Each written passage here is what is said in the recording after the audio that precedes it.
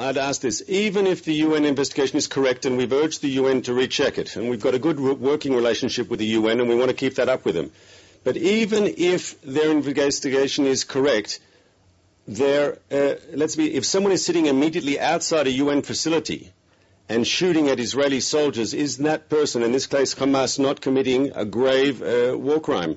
Because he's deliberately using the UN facility as a backdrop, using the people inside that facility as human shields and exploiting the obvious neutrality of a UN facility. I want to add one point, if I could. This is not just Israel's position. This has been independently confirmed by leading media outlets. Both the Associated Press and the New York Times reported yesterday of Hamas military activity either inside or immediately adjacent to that UN facility. So it's clear what I'm saying is correct. The UN agency says there should be a full independent investigation into this. Will Israel cooperate with such an investigation?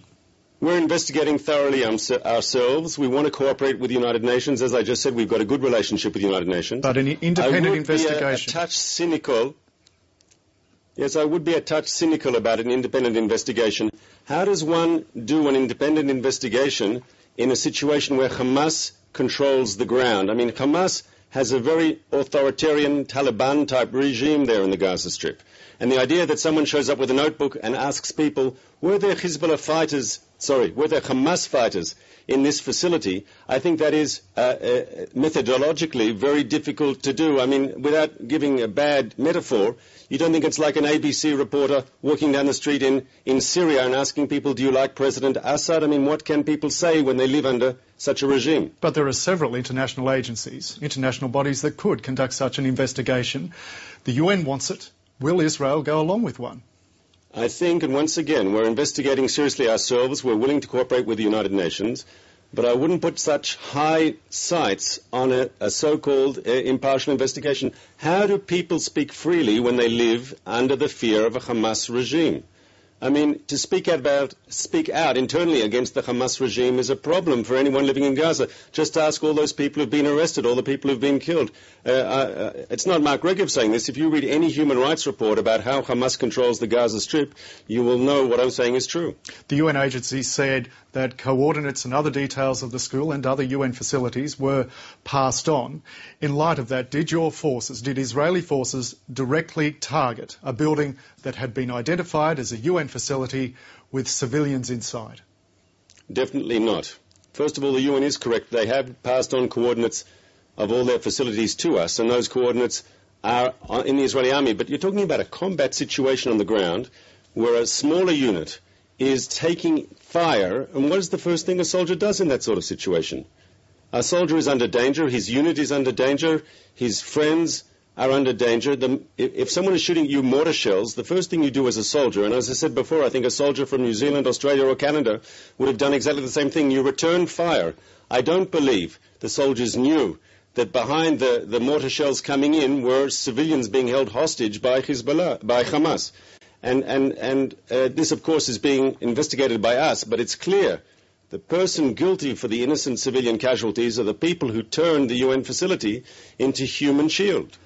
A meeting is to be held in Cairo a little later in the search for a ceasefire. From the Israeli perspective, how close is a lasting ceasefire? I hope it's close. It's not clear yet. We've outlined two fundamental positions that have to be an integral element of any stable situation in the south. One, there has to be a total cessation of all hostile fire from Gaza into Israel. Now that might sound trivial to you, but the truth is the civilian population of southern Israel has been living in bomb shelters not for weeks, but for months and even years. And they shouldn't have to do it anymore, and we won't allow it to continue. The Israelis living in the south of my country are entitled to live in freedom, free of an incoming Hamas rocket. This is our ultimate war aim here. It's a defensive aim.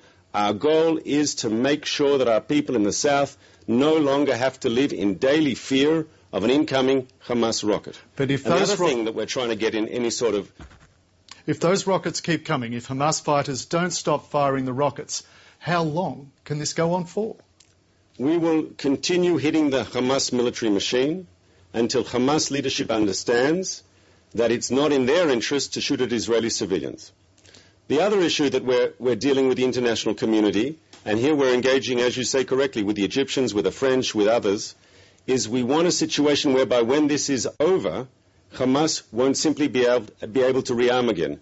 If Hamas is able to rearm, then we're back to square one. Then 3 months from now, 6 months from now, we'll have a situation in which we'll have another round of violence, another round of escalation, which is in no one's interest, not Israel's, or the Palestinians living in Gaza. And we're talking about concrete mechanisms that will be in place on the different borders to prevent Hamas from rearming again.